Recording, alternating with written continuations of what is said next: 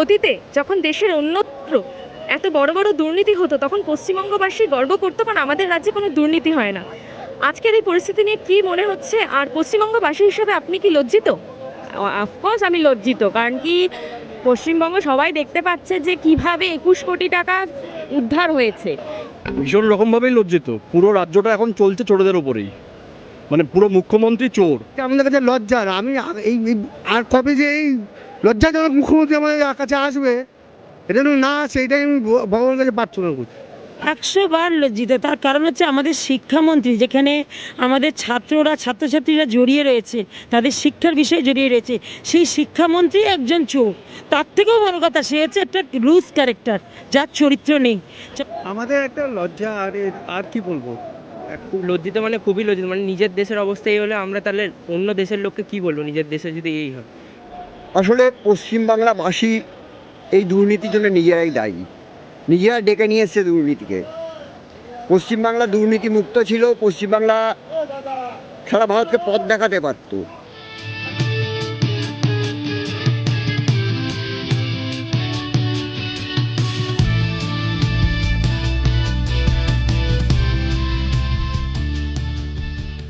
এই যে এখনকার পশ্চিমবঙ্গের যে অবস্থা, চাকরি বাকরি নেই, কি মনে হয় আপনাদের প্রজন্ম কিভাবে চাকরি বাকরি পাবে, কতটা সুরক্ষিত এখানে আমাদের ভবিষ্যৎ?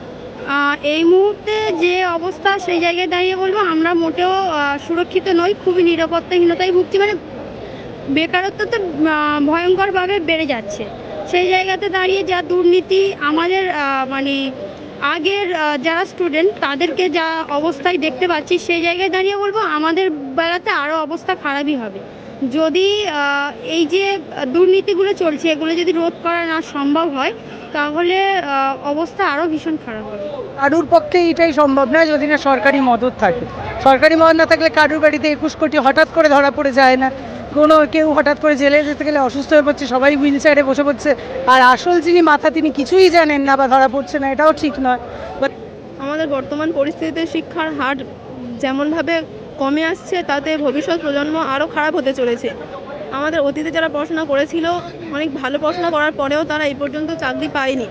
তাই এখন ভবিষ্যৎ প্রজন্মের পড়াশোনার হার কমার কারণে ছেলেমেয়েরাও পড়াশোনায় অনেক বেশি পিছিয়ে পড়ছে, তাই তাদের চাকরি পাওয়াটা অনেক বেশি অসম্ভব হয়ে দাঁড়াবে। এখন বলতে গেলে জনসাধারণের অবস্থা খেটে খাওয়া মুশকিল, চাকরি বাকরি নাই, মানুষের রোজগার নাই, ব্যবসা বাণিজ্য দিন দিন সমস্ত কিছু জিনিসের দাম বাড়ছে, মানুষ কী করে বাঁচবে, এটাই তো চিন্তা করার দরকার। সব থেকে এটাই বড় কথা। কলকাতার অর্ধেক ছাত্র এবং যুব জেনারেশন দেখতে পারেন ব্যাঙ্গালোরে গিয়ে বসে আছে, বা হায়দ্রাবাদে গিয়ে বসে আছে, বা চেন্নাই গিয়ে বসে আছে। দিনের পর দিন রাস্তায় অনশন চলছে। প্রাইমারি প্রার্থী সহ হচ্ছে এসএসসি প্রার্থীদের কেউ বাচ্চা কোলে নিয়ে বসে আছেন, দীর্ঘদিন ধরে রিক্রুটমেন্ট নেই। সেই টাকা যখন তছরূপ করে একটা ধরা পড়ে, এই টাকা শুধু এই 21 কোটি টাকা শুধুমাত্র তো পার্থ না, এর পিছনে আরও অনেক বড় বড় মাথা রয়েছে যারা এই টাকা দিনের পর দিন ধরে খেয়ে বসে আছে। এবং শুধুমাত্র প্রাইমারির জন্য 15, তারপর হচ্ছে এরকমও শোনা গেছে যে 8-9-এর যারা টিচার হাই স্কুলে, তাদের জন্য আবার 20-25। গোটা প্রজন্মকে পথে বসিয়ে দেওয়া হলো। এই টাকা ঘুষের টাকা, চুরির টাকা, আমার আপনার হকের টাকা, কি বলবেন? দেখুন, আমি তো একজন এসএসসি অ্যাসপিরেন্ট, মানে আমার ইচ্ছে ছিল, আমি এখন বিএড করছি, আমার ইচ্ছা আমি ভবিষ্যতে এসএসসি দেবো, কিন্তু বহু বছর ধরে তো কোনো পরীক্ষাই হচ্ছে না।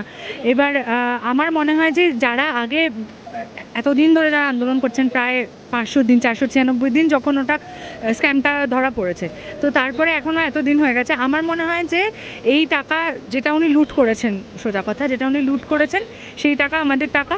তাই জন্য যারা ওখানে এসএসসি যোগ্য পরীক্ষার্থী তাদের চাকরি হোক, এবং যারা এইটার সাথে যুক্ত একদম ওপরতলা অবধি যারা, তারা যেন মানে শাস্তি পায়, দৃষ্টান্তমূলক শাস্তি পায়। অভিযুক্ত নেতা মন্ত্রীরা নিজেদের প্রভাব খাটিয়ে সরকারি হাসপাতালে ভর্তি হয়ে যাচ্ছে জেরার হাত থেকে বাঁচতে, অথচ সাধারণ মানুষ চিকিৎসার সুযোগ পায় না সরকারি হাসপাতালে। এ বিষয়ে আপনি কি মনে করেন?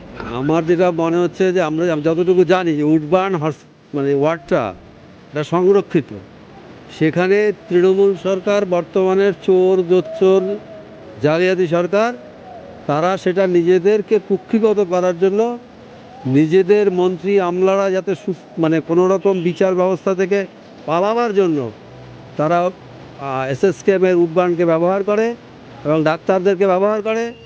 এবং লাস্ট যে ইডি যে কারণে পার্থ চট্টোপাধ্যায়কে অ্যারেস্ট করেছিল। তার পরবর্তী ক্ষেত্রে ব্যাংশাল কোর্ট যেভাবে তাকে এসএসকেএমে ভর্তি করলো এবং এসএসকেএমের ডাক্তাররা নির্লজ্জভাবে যে তাকে যেভাবে অ্যাডমিশন করলো, এটা বাংলার লজ্জা। আমরা যারা সাধারণত মানে গ্রামাঞ্চল থেকে শহর অঞ্চলে চিকিৎসার জন্য আসি, আমরা সেই পরিষেবা পাই না। প্রথম কথা হলো স্বাস্থ্যসাথী, এটা ফেক। এটা নিয়ে আমার নিজের অভিজ্ঞতা, বিভিন্ন বেসরকারি হাসপাতালে গেছি, স্বাস্থ্যসাথীর কোনো ভ্যালু নেবে না, সরাসরি বলছে নেবে না। এসএসকেএমের মতন এরকম একটা জায়গা যেখানে মানে ভালো ভালো ডাক্তাররা থাকেন, তো ফলে অনেক চাপ থাকে, সেখানে ভর্তি হওয়া খুব মানে দুর্লভ ব্যাপার। সেখানে নেতামন্ত্রী মানে কী বলবো, ওই ড্রয়িং রুমে যার মধ্যে যাতায়াত করছে, এটা তো মানে নেওয়া যায় না। এবং কারা যাচ্ছে, তারা চোরেরা যাচ্ছে, এটা অবশ্যই অ্যাকসেপ্টেবল নয়, কিছুতেই মেনে নেওয়া যায় না। দুর্নীতি করছে এবং দুর্নীতির বিনিময়ে এরা আজকে চাকরি পাচ্ছে লক্ষ লক্ষ টাকা ঘুষ দিয়ে, তাছাড়া কর্মসংস্থান মিলছে না। আপনার সন্তানের ভবিষ্যৎ নিয়ে আপনি কতটা চিন্তিত? খুবই চিন্তিত, কারণ আমার একদমই বলি, নিজের মেয়ে মাস্টার্স মানে কমপ্লিট হওয়ার মুখে, আগামী দিনে সে কী করবে আমার চিন্তা তো আছে, ওর নিজেরও চিন্তা যে আগামী দিনে কী করবে, কোথায় যাবে। এখানে কোনো চাকরি বাকরি নেই, কোনো ইন্ডাস্ট্রি নেই, কিচ্ছু নেই। তারপরে যেটুকু যা সুযোগ ছিল সেটুকু ওর টাকার বিনিময়ে পেতে হবে। আমারও কিন্তু অত টাকা নেই, আমি দিতে পারবো না, মানে ফ্যাক্ট বলছি আর কি। মানে পারলেও দেবো না, এরকম মানে চাকরি কিনতে আমি পারবো না, কিনবো নাও। অবশ্যই এর প্রতি প্রতিবাদ করা উচিত। আমার বিশ্বাস যে মানে মানুষ জাগলে তো সব হবে, আমরা যদি জাগি তার অবশ্যই। আসলে তৃণমূল দলটা 2011 সালে যখন এসছে, এই 2011-তে আসার পেছনেও তাদের চরম দুর্নীতির মধ্য দিয়েই তারা এসছে। পরিবর্তনটা উপরের ছাউনি, গোটা রাজ্যে সততার প্রতীক আর পরিবর্তন চাই, এই যে প্রচার, এই টাকাটাও উৎস হচ্ছে দুর্নীতি। এবং এখন নতুন প্রজন্ম যারা যুব সম্প্রদায়, তাদের কোনো শিল্প নেই, কোনো চাকরি নেই, শিক্ষিত বেকাররা রাস্তায় বসে 500 দিন ধরে ধর্ণা দিচ্ছে। পাড়ায় পাড়ায় সিন্ডিকেট রাজ করে চটজলদি কিছু টাকা পাইয়ে দেওয়ার, কিছুটা আইএস, কিছুটা মানে সচ্ছলতা, এইটার মধ্য দিয়ে যুব সম্প্রদায়কে কিনে নিতে চেয়েছে। ক্লাবগুলোকে যেভাবে টাকা দেওয়া হয়েছে, দুর্গাপুজোয় যেভাবে টাকা দেওয়া হয়েছে, এ হচ্ছে দুর্নীতিকে প্রশ্রয় দেওয়ার অন্যতম হাতিয়ার হচ্ছে এইগুলো, যারা ক্লাবের টাকা দিচ্ছে এবং দুর্গাপুজোতে টাকা দিচ্ছে।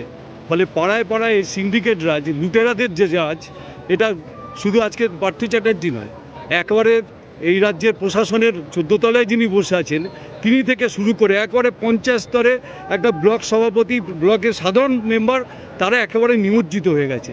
এটা রাজ্যের কলঙ্ক, এটা আমাদের রাজ্যের মানুষের যে সংস্কৃতি, যে ঐতিহ্য, এতদিন ভারতবর্ষের কাছে আমরা যে গর্ববোধ নিয়ে থাকতাম, বাঙালিদের যে গর্ববোধ, এরা সর্বনাশ করে দিল, শেষ করে দিল, একটা জেনারেশনকে এরা শেষ করে দিল। তৃণমূল সরকারের আজকে যা মনে হচ্ছে সবাই চোর, শুধু সেখানে মা, ভাইপো মানেই ছেলে, মা, ছেলে এবং তার দলে যত এমপি এমএলএ আছে প্রত্যেকে চোর। আসল চোর ওই কালীঘাটটাকে ধরতে হবে। ওখানেই সমস্ত কিছু, পিসি ভাইপো থেকে আরম্ভ করে গরু পাচার, কয়লা পাচার, সমস্ত টাকা ওখানে। আমাদের লক্ষ্য ওই মাথাটাকে ধরতে হবে। 2011 সালের পর থেকে যা অবস্থা আমরা দেখে আসছি, যতজনের কাছে খবর শুনেছি, আমার বাড়ির পাশেও কোনো চাকরি নেই, সরকারি কোনো চাকরি নেই, যা আছে অস্থায়ী। যারা টিভিতেও আজকে যারা ঘিউজ দিচ্ছে, তৃণমূলের নেতাদের পকেট ভরাচ্ছে, তাদেরকেই দেখা যাচ্ছে তারা চাকরি পাচ্ছে। কোনো যোগ্যতা নেই। এবং পেপারে অনেক সময় পড়ে দেখেছি, খাতা পুরো সাদা খাতা জমা দিয়েছে, চাকরি পেয়েছে, কিন্তু যারা খাতা ভর্তি করে লিখেছে তারা চাকরি পাচ্ছে না। যারা পাস করে রেজাল্ট আউট হয়েছে, যাদের নাম আছে, তারা চাকরি পাচ্ছে না। ওদের চাকরি পেয়েছে যারা সাদা খাতা জমা দিচ্ছে, তৃণমূল নেতাদের পকেট ভরেছে, তারাই আজকে চাকরি পাচ্ছে। আমি পড়াশোনা করছি, এরপরে যে কী হবে তার কোনো নিশ্চয়তা নেই। ছাত্রী হিসাবে, একজন ভবিষ্যতে চাকরি প্রার্থী হিসাবে আমি এটাই বলতে চাই যে অনেক কষ্ট করে বাবা মা পড়াশোনা শেখাচ্ছে, অনেক কষ্ট করে আমাদের লেখাপড়া শিখে যদি এখন ঘুষ দিয়ে চাকরি দিতে হয়, তাহলে এই অপদার্থ সরকারের অন্তত আমার প্রয়োজন নেই।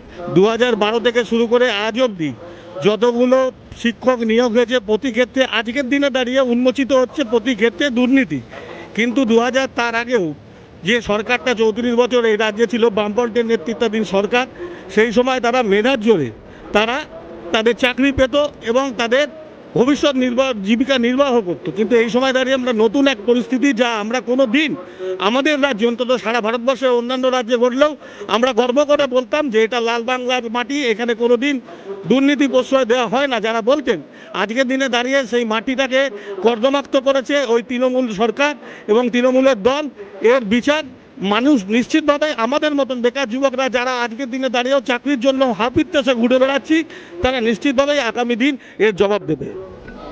এত বেকার ছেলে মেয়েরা চাকরিজীবী কিছু পায় না, এত 10,000 10 লাখ 20 লাখ করে টাকা নিচ্ছে, নিয়ে সব নিয়ে টাকা 9-6 হয়ে যাচ্ছে। কি বলবো, তার জন্যই তো আমরা রাস্তায় নেমেছি, যাতে প্রতিবাদ করতে নেমেছি, যাতে এইগুলো না আর হয়।